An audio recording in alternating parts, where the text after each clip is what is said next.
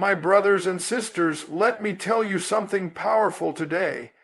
Pain is not the end of you. Pain is not a punishment.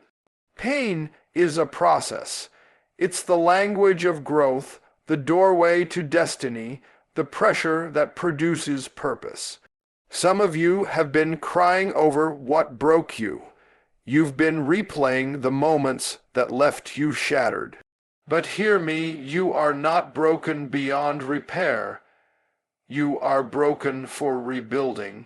God cannot bless who you pretend to be. He blesses who you are, even if who you are is hurting, confused, or bleeding inside. Don't despise the pain that developed you. Don't curse the storm that shaped you, because what you thought was rejection was redirection. What you thought was the end was actually an introduction to a greater version of yourself. When you lost that job, that friend, that dream, it wasn't subtraction, it was construction. God was clearing the foundation so he could rebuild something that could hold the weight of your future. Some of you are standing in the ashes of what used to be, but listen to me, you can build again. Your tears watered the ground you're about to stand tall on. Your pain is the soil of your promise. Favor doesn't come to those who have never struggled. Favor finds the fighters. Success is not born in the palace. It's born in the pit. You don't know what real strength is until pain forces you to find it. So get up from your disappointment, wipe your tears, straighten your back, and tell the devil, I may have been knocked down, but I'm still here. I may be bruised, but I'm breathing. I may have cried, but I'm still called, because pain doesn't end me, it promotes me. When you rebuild from pain, you don't just recover, you rise. You don't just survive, you shine. Every scar becomes a seal of strength. Every loss becomes a launch pad for favor. So rebuild. Rebuild with your heart. Rebuild with your hope. Rebuild with your faith. Because when you rebuild from pain, it unlocks favor and success that nothing and no one can take away. Pain is a prophet, not a punishment. It doesn't show up to destroy you. It comes to announce the next chapter of your destiny. You see, when life wounds you, when your heart aches and your world feels shattered, it's easy to believe you're under attack, forgotten, or cursed. But pain is not your enemy. Pain is the messenger of movement. It shows up to push you out of what's comfortable and into what's calling you asterisk. Every great story in life begins with a moment of pain. Pain is the teacher that refuses to be ignored. You can silence friends, you can turn off the noise of the world, but you cannot silence pain. It will sit in the quiet places of your soul and whisper, you can't stay here. Pain points you to purpose. It refuses to let you stay stuck in average when greatness is waiting inside you. That's why sometimes the things that hurt you the most end up helping you the most. When your plans fall apart, when relationships break, when dreams die, it's not the end, it's a revelation. Pain reveals what's real. It strips away the layers of illusion. It shows you who's really for you, what truly matters, and who you are without the mask. Pain removes the counterfeit so that truth can stand alone. You learn through tears what comfort could never teach you. Pain has a way of preparing you for what peace cannot. When everything is calm, you don't grow roots, you grow routines. But when the storm hits, when the thunder rolls and lightning strikes, that's when your faith digs deep. That's when you discover that what you carry inside you is stronger than anything that's coming against you. Pain doesn't come to make you bitter. It comes to make you better. It's the fire that forges the sword. It's the pressure that turns coal into diamonds. Without it, you would never know your own strength. Some of you have been trying to pray away the very thing God is using to prepare you. You've been asking for escape when you should be asking for endurance. Because pain doesn't mean you're losing, it means something new is being born. Think about it. Before birth comes labor. Before resurrection comes the cross. Before the promise comes the process. Pain always precedes promotion. You can't get to glory without going through something that breaks you open. So stop cursing your pain. Stop labeling it as punishment. Start seeing it as prophecy. Pain is saying, I'm not here to destroy you, I'm here to deliver you. It's the sign that you're close to breakthrough. The deeper the pain, the greater the purpose. The more intense the pressure, the more powerful the promise that's coming. Don't misinterpret the message of your suffering. Pain is not evidence of God's absence. It's the proof of his investment. When you start to understand that, everything shifts. You stop asking, why me? And you start saying, what's next? You begin to realize that pain is your personal trainer, building muscles in your spirit that comfort could never give you. Pain wakes you up. It matures you. It teaches you empathy, humility, and resilience. And when you come out of it, because you will come out, you come out wiser, stronger, more grounded, and more grateful. So don't run from your pain, listen to it. Don't let it make you bitter, let it make you bold. Let it remind you that you're still alive, still fighting, still chosen. Because pain is not the end of your story. It's the prophecy of your comeback. And if you can learn to hear what pain is saying, you'll realize it's not there to bury you. It's there to birth you. When life tears your plans apart, when everything you built with your own hands begins to crumble, it's easy to feel like you've lost control. But what if the breaking isn't the end? What if it's the beginning of a new design? What if the pieces that fell apart were never meant to fit together the way you imagine? Brokenness doesn't mean you're finished. Brokenness means the blueprint is being rewritten. The cracks in your heart aren't signs of failure, they're openings for divine architecture. Sometimes God allows things to fall apart, not because he's punishing you, but because he's protecting you from building on the wrong foundation. You thought you were building your dream, but he saw that dream would collapse under the weight of what he had planned for you. So he let it break.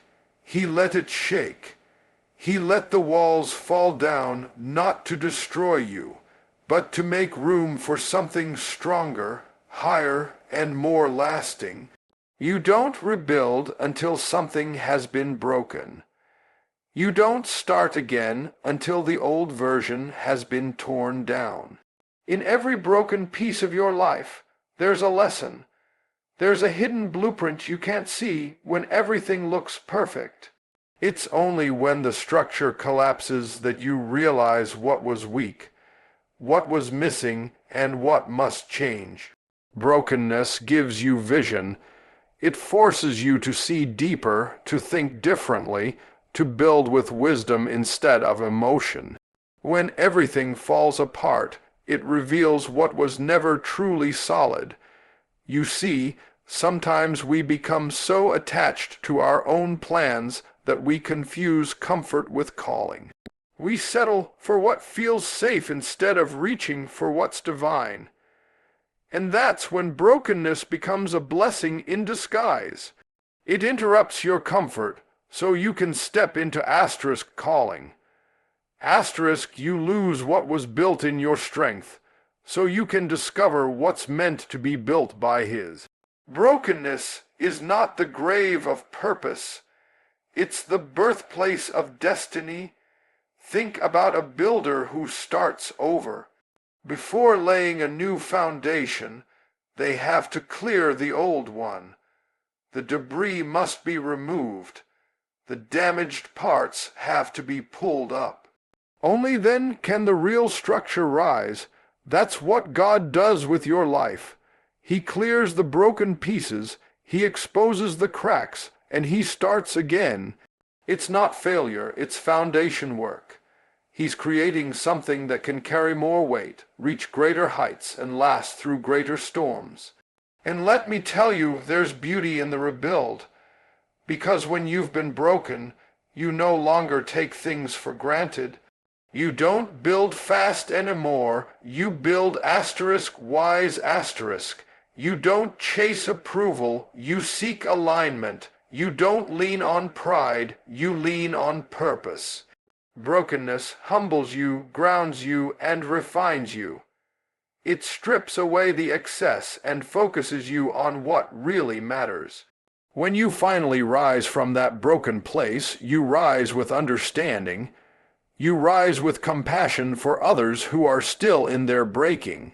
You rise with a testimony that says, I may have been shattered, but I'm still standing. Every scar becomes part of the design, proof that you've been through something and survived. You stop hiding your cracks because you realize they let the light in. Don't despise your brokenness. Don't rush to cover it up or pretend it never happened. Sit with it, learn from it, and let it guide you. Because the blueprint being drawn in this season will build something stronger than what fell apart. Brokenness is not your enemy, it's your architect. And when you finally see what's rising from the rubble, you'll understand that nothing was truly lost. It was just redesigned for greater glory. You don't get favor in comfort. You get favor in conflict. Favor doesn't grow in the sunshine of ease. It grows in the furnace of fire. The people who walk in great favor aren't the ones who had it easy. They're the ones who survived the storm. They're the ones who were betrayed and still believed. They're the ones who cried at night and still got up in the morning. Because favor is not found in the palace. Favor is forged in the pit. It's in the heat of pain, rejection, and uncertainty that favor begins to form its roots. You see, everybody wants favor, but nobody wants the fire that produces it. We pray for blessings, but resist the burdens that build them. Yet every ounce of favor carries the fingerprint of struggle. You can't separate the two. The furnace that tried to break you was actually refining you. What looked like opposition was really ordination. Every attack, every delay, every disappointment was preparing the atmosphere for favor to flourish. Because real favor doesn't rest on the untested, it rests on those who have proven that they can stand the heat and still trust God. Look back at your life. The moments you thought were destroying you were really developing you. The nights when you couldn't see your way forward were the moments heaven was shifting things in your favor. You just didn't know it yet. Favor often hides behind frustration. When things get harder instead of easier, when doors close instead of open, it's easy to think God has forgotten you. But that's when He's working behind the curtain, rearranging circumstances, aligning people, and preparing opportunities you can't yet see. Favor doesn't mean life will be easy. It means you'll be carried through what should have crushed you. The furnace is not your enemy. The furnace is the proof that you've been chosen. Every time you walk through fire and don't burn up, you come out shining brighter. Gold doesn't fear the fire because it knows what the flames do. They remove what doesn't belong. The same fire that destroys straw refines gold. So when the heat rises in your life, when pressure builds and you feel surrounded by flames, Don't panic. It's a sign that favor is forming. You're being purified, shaped, and strengthened for what's next. Favor has a strange way of dressing itself in pain. The job that rejected you, the relationship that ended, the dream that fell apart, all of it was clearing space for something better. If those things had stayed, you would have settled for less. Favor sometimes has to frustrate you to free you. It has to make you uncomfortable, so you'll move into something greater. The furnace doesn't come to kill you. It comes to reveal what's inside you. You never know the strength of your faith until it's tested. You never know the depth of your purpose until it's pressed. So, don't be afraid when life gets hot. Don't assume the fire means you're forsaken. The fire is confirmation that you're chosen. Favor is coming out of that furnace. Every tear you've cried, every betrayal you've endured, every closed door you've faced, it's all been working together to create a story that favor can rest on. Because favor doesn't just bless you. It trusts you. God gives favor to those who can carry it without losing their humility, who can handle success without forgetting the struggle that produced it. The truth is, favor isn't free, it's refined. It's earned through perseverance, birthed through pain, and sealed through surrender. You can't microwave it. It must be marinated in the heat of hardship. So if you're walking through the fire right now, don't despise it. Lift your head and declare, "This fire is forming my favor." Because when you come out, and you will come out, you'll carry a glow that can't be explained, only experienced. The furnace didn't finish you, it forged you, and that's why favor follows you. When doors close, when people walk away, when dreams seem delayed, it's easy to start thinking something has gone wrong.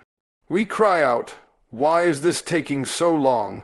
Why isn't this happening for me?" But what if the delay is not denial? What if the delay is divine? What if the waiting is not wasting time, but preparing you for the time that's coming? Because sometimes God holds you back not to punish you, but to position you. There are moments in life when everything seems still, when you're doing all you can but nothing seems to move. You pray, you plan, you push, and yet the doors don't open. That's when frustration creeps in and you start to question your faith, your calling, and even your worth. But hear this, the silence is not absence. The delay doesn't mean God forgot you. It means he's building you. You see, what looks like a pause in your life is often preparation in God's plan. He's aligning the pieces, developing your character, strengthening your foundation so that when the blessing comes, you'll be ready to handle it. We love sudden miracles, but God often works in slow miracles. Because speed can give you success, but only process can give you stability. If he gave you what you asked for too early, it might destroy you. You might love it, but you couldn't hold it. So he waits, he watches. He shapes you in the shadows until you're strong enough to stand in the spotlight. The delay is not a detour. It's divine design. It's God making sure the promise won't crush you when it arrives. Think about a seed. When it's planted, it disappears beneath the dirt. No one sees it. It looks buried, forgotten. But in reality, it's not buried. It's being built. Something is happening beneath the surface that eyes can't see. The roots are forming, the structure is developing, the strength is growing. And at the right time, that seed pushes through the soil and reaches toward the light. That's how your life works. You may feel buried right now, but you're just planted. The soil that surrounds you is not there to suffocate you. It's there to strengthen you. The delay is also God's protection. Sometimes what you want so badly isn't ready for you yet, or you're not ready for it. You might think you're prepared, but God sees the traps, the temptations, and the trials ahead. He knows what could destroy you if you step into it too soon, so he lets the delay stretch you. He uses time to teach you trust. He teaches you to lean on faith instead of feelings, to depend on his timing instead of your timeline. Because real maturity is not getting what you want when you want it. It's trusting that when you don't get it, there's a reason. Some of the greatest blessings in your life will come wrapped in delay. Every not yet is an act of mercy. Every closed door is protection from a counterfeit opportunity. The people who walked away had to leave so the right ones could find you. The job that fell through had to fail so your true calling could emerge. What feels like a setback is really a setup for something better. So don't lose faith in the waiting room. Don't curse the delay, learn to rest in it. Because what's delayed is not denied, it's being designed. The longer it takes, the greater the weight of glory attached to it. And when the time finally comes, you'll understand why it couldn't happen any sooner. The delay will make sense. The doors will open, and everything that was once confusing will suddenly be clear. You'll realize that what felt like holding you back was really God's way of launching you forward. The delay was divine all along. Stop hiding what hurt you. Stop pretending that your scars don't exist. Because the truth is, your scars are not signs of weakness. They are proof of survival. Every scar you carry is a story written by fire and finished by faith. It's easy to think you have to cover your pain to look strong, to hide your brokenness to appear whole. But the world doesn't need to see your perfection. It needs to see your process. Your scars are your sermon. They speak louder than words ever could. They tell the story of a God who heals, restores, and redeems what was once shattered. So many people are walking around with silent pain, bleeding behind their smiles, afraid that if anyone knew their story, they would be judged. But you don't realize that the very thing you're ashamed of might be the very thing someone else needs to hear to believe they can make it. Your healing can become someone else's hope. Your testimony can become someone else's turning point. Scars are evidence that the wound was real, but they also prove that it didn't win. You lived through what was meant to kill you. You walked through the fire, and though it burned, it didn't consume you. You see, when we hide our scars, we rob others of the miracle of our survival. We pretend to be perfect, but perfection doesn't heal people. Honesty does. It's in the transparency of your story that others find courage for their own. When you show your scars, you give others permission to face their wounds. You become a living example that broken people can still be used, that damaged hearts can still dream, and that failure doesn't mean finality. There's a kind of strength that only comes from pain. It's not loud or flashy. It's steady, deep, and resilient. It's the strength of someone who's been to the bottom and found grace there. Scars remind you that you've been through something and came out wiser. They're the fingerprints of faith, marking every battle you've survived. You don't get scars from sitting safely on the sidelines. You get them from fighting your way through storms you didn't think you'd survive. And now, every mark tells a story of endurance, courage, and divine mercy. You might think your scars disqualify you, but in reality, they qualify you. They make your words authentic.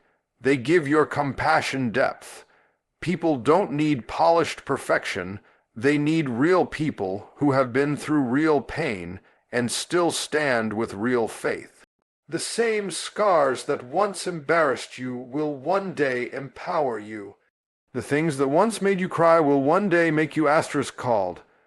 What once felt like defeat will become your declaration. I'm still here, I'm still standing, I'm still chosen. Even Jesus didn't hide his scars. After the resurrection, he showed them. He didn't come back flawless. He came back with marks that proved his victory. The scars were not a sign of weakness. They were evidence of triumph. In the same way, your scars carry authority. They remind you and the world that you made it through. That's why you can't be ashamed of them. You have to own your story, the pain, the tears, the healing, all of it. Because it's through your story that others find strength for their own. So lift your head, stop covering what you've survived. You are not the wound, you are the healing. You are not what broke you, you are what rebuilt you. Every scar is a sentence in your testimony, every mark a reminder of mercy. When you show your scars, you're not exposing your past, you're revealing God's grace. Because the scar is the sign that the wound is closed, that the pain didn't last, and that purpose was born in its place. Your scars are your sermon, and somebody out there needs to hear it. Anybody can smile when life is easy. Anybody can praise when the sun is shining and everything is going according to plan. But it takes a different kind of person to keep believing when the sky is dark, when the dream collapses, and when life leaves you standing in the ruins of what used to be. That's where real strength is born, not in comfort, but in the chaos of rebuilding. When everything you counted on is gone and you still choose to build again, that's when heaven takes notice. That's when the strength inside you begins to speak louder than the pain around you. Rebuilding is not glamorous. It's hard, it's messy, it's lonely. There are days when you pick up one brick, only to drop two. There are nights when you wonder if starting over is even worth it. But that's the moment where character is forged. Because rebuilding is not about what you lost, it's about discovering what you still have. You find out that even after the fire, you still have faith. Even after betrayal, you still have courage. Even after heartbreak, you still have hope. The ability to rebuild comes from the understanding that as long as you're breathing, God's not finished. The world may see ruins, but God sees a foundation. The ashes you're standing in are not the end. They're the soil of a new beginning. Every great comeback starts with a moment of devastation. You can't rise if you've never fallen. You can't rebuild if something hasn't been broken. The pain you've endured is not wasted, it's a resource. Every lesson, every scar, every tear becomes material for the new structure God is forming within you. You're not rebuilding the old version of your life. You're constructing something stronger, wiser, and more resilient. Rebuilding requires faith that looks foolish, because when you start to build again, people might laugh. They might say, "Didn't you already try that? Didn't you already fail there?" But you have to understand you're not rebuilding for approval, you're rebuilding for purpose. The opinions of others don't sustain you, your calling does. You may not have the same resources you once did, but you've got something more valuable: experience. You know now what to do differently. You know who's really with you and who's not. You've learned to build not with your pride, but with your peace. There's power in rebuilding because it reveals what can't be taken from you. You lost things, but you didn't lose you. You lost people, but you didn't lose your purpose. When you rebuild, you're declaring, I may have been broken, but I'm not done. Every time you pick up a piece of your life and decide to keep going, you're telling your circumstances, you can't kill what's called. That's strength. Not the kind that roars, but the kind that whispers, I'll try again. Sometimes rebuilding means starting from nothing. But nothing, with God, is never really nothing. It's the raw material for a miracle. He specializes in taking ruins and turning them into revelation.